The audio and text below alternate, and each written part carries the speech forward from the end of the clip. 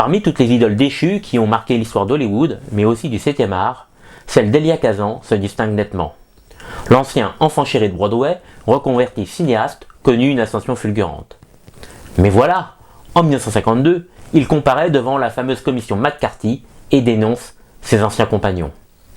Personne ne lui pardonnera ses trahisons au sein de l'industrie, et peu oseront encore lui adresser la parole. Cette expérience le marquera lui aussi pour le restant de ses jours, et il cherchera à s'absoudre par tous les moyens. Voilà pourquoi sa perception du monde changea considérablement, et sa filmographie s'en est ressentie positivement. Un authentique paradoxe.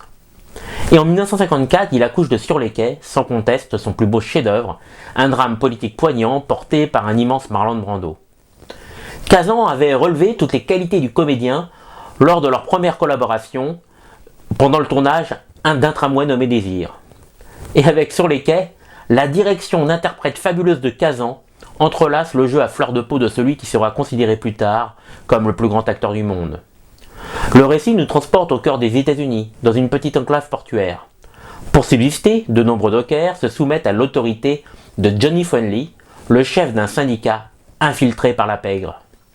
Ce dernier ordonne l'exécution de Joey qui a décidé d'aider la justice afin de le faire tomber. Mais à cette sale affaire, Terry, incarné par Marlon Brando, est rongé par le remords, d'autant plus qu'il s'éprend de la sœur de Joey, Eddie. Il se résout alors à livrer des informations à la police pour en finir une fois pour toutes avec Fonley. Sur les quais, interroge sur les choix, sur les dilemmes moraux, sur la fidélité et sur notre propre conscience. Et comment ne pas hurler avec Eddie quand Terry avoue sa complicité dans le meurtre de son frère, tandis qu'il essaie vainement d'expliquer son geste. Une scène qui résonne avec le vécu du réalisateur.